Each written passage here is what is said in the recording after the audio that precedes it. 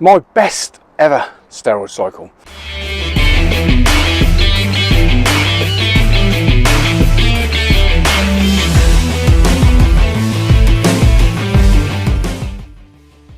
Hi, it's Andy from gymnutrition.co.uk, and today's video I want to go into my best steroid cycle ever.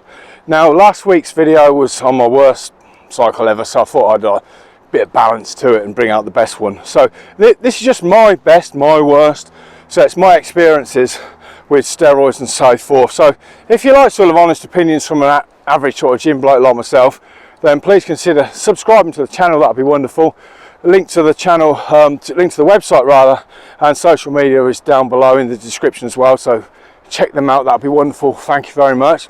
So anyway, crack on with the runny nose video. Right, so it was way back when I had my very first cycle, which happened to be my very best cycle.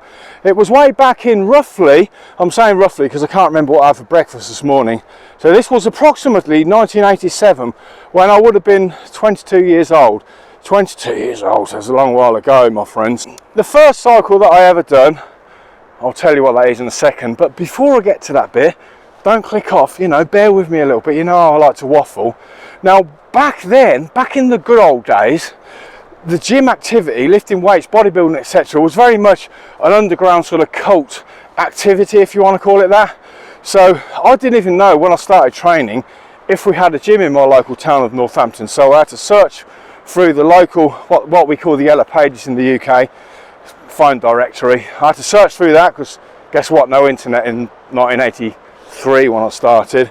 So I found a gym, joined the gym, and 4 years later, after I exhausted all my newbie gains in the first year, I would say, that's a separate video, done one on newbie gains, I sort of thought to myself, you know what, for the last year of this 4 years of natural training, I probably haven't put on an ounce of muscle. Even though my diet, as far as I was aware, was pretty much on point, my training was on point, all the consistency with everything was on point.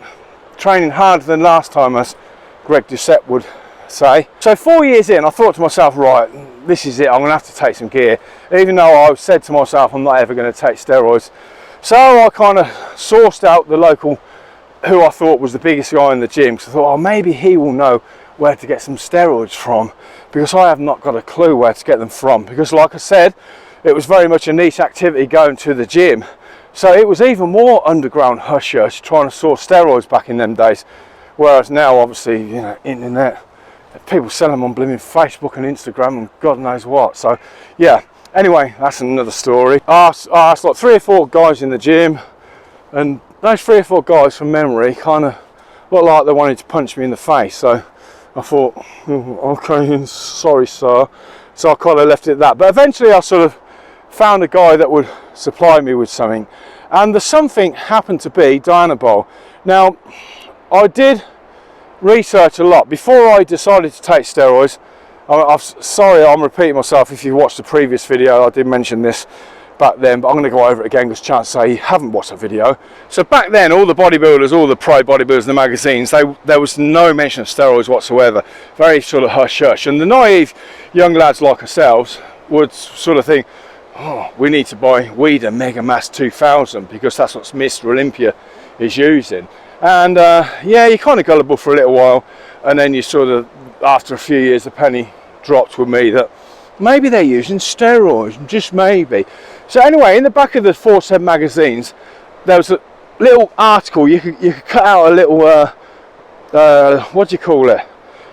Advert. In the back of the magazines, there's a little adverts. You could cut them out, and you put your check, you send it off in the mail, and you wait an eternity, 2 or 3 weeks, whatever it was, and then my Steroid Underground Handbook by Dandy Shane turned up. So I kind of read that back to front because I was very keen on getting a bit of knowledge before I jumped in, and lo and behold, I settled on what all newbies settle on, 100 Dianabol. I'll get 100 Dianabol, see how that goes.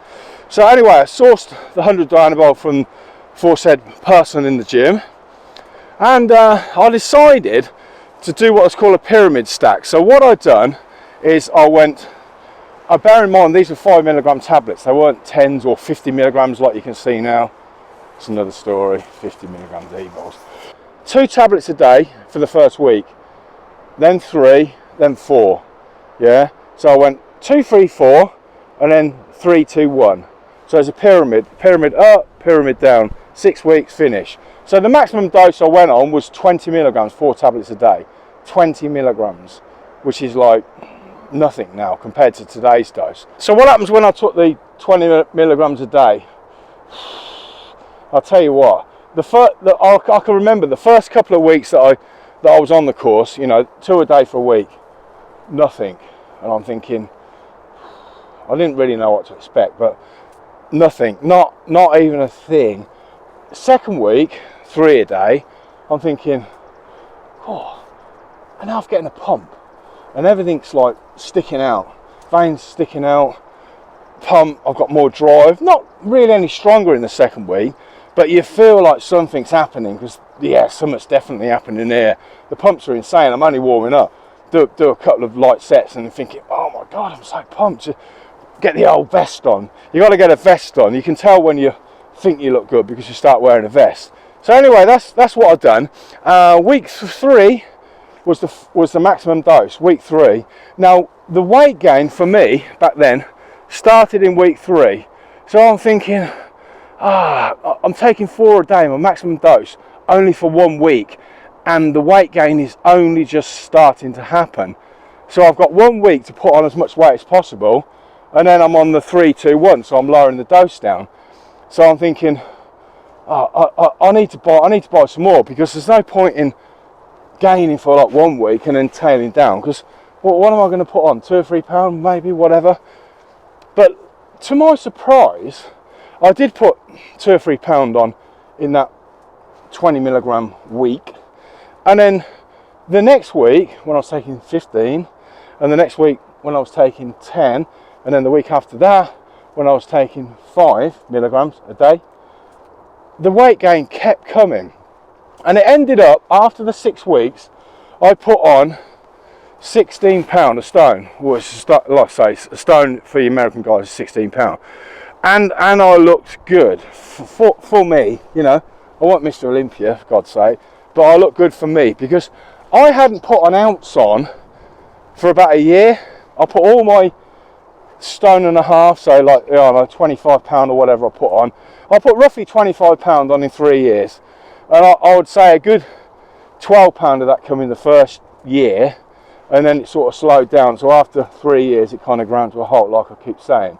Now, I suppose the thing to think about here, where I was concerned, is the fact that I keep going on about newbie gains. You can only get newbie gains once. So if you, I said I won't go into this, I've done a separate video, but the chances are you haven't seen this video, so just a quick little bit, stay tuned.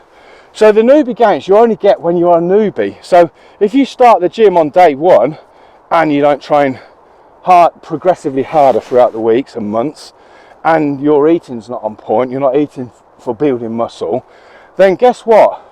You ain't going to build a lot of muscle. And then you'll miss that window of opportunity of newbie gains, because after 6 months, a year, whatever, you're not a newbie anymore. Your body's kind of used to going to the gym and doing a few bench press and texting on your phone and stuff like that. So you kind of miss that window of opportunity. So as far as I'm concerned, the window of opportunity newbie steroid gains was the result of me taking 100 Dynabol the first time round.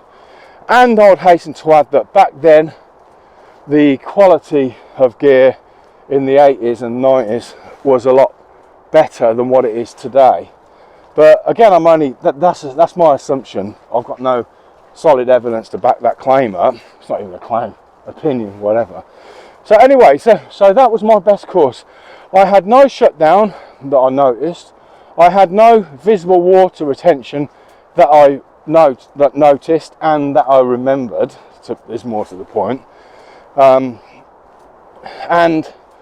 everything was great. When I came off the course, from memory, I probably lost about half of that. So I was thinking, oh God, I've lost 8 pounds. And then you think to yourself, 3 or 4 months down the line, when I haven't took any more gear, I think to myself, okay, I lost 8 pounds. No, I haven't lost 8 pounds. I'm 8 pounds up from when I started. So that's kind of like the mindset I was trying to install into myself, to say that I'm 8 pounds heavier And bear in mind, like I keep saying, I hadn't put an ounce on in the last year, and then all of a sudden I'm 8 pounds heavier than I was. I was very, very pleased with that. So yes, that was very good. I've never experienced, apart from one little thing, but that's going to be another video, so I'm not going to even mention that, so stay tuned for that. But that was the best drug ever I've took in my whole life. But that's, like I say, another video. Teaser, as they say. So apart from that one, the Diana Bowl first course was the best course I'd ever got, and it was the best results from the smallest amount of gear I ever got by a long way. So anyway, if you like my little videos, I try and keep them as honest as I can, and I try and relay them to my own personal experiences as well, which I think most of you guys that watch my videos are kind of like normal. They're not genetically, you're probably not genetically gifted, same as I'm not genetically gifted. I'm a normal bloke that goes to a gym. That's it. I just happen to be going to the gym for 37 years, something like that. Quite a long while. Yes, I am. I'll get over it. So anyway, I will leave you with that thought, and I'll speak to you on the next one. Bye for now.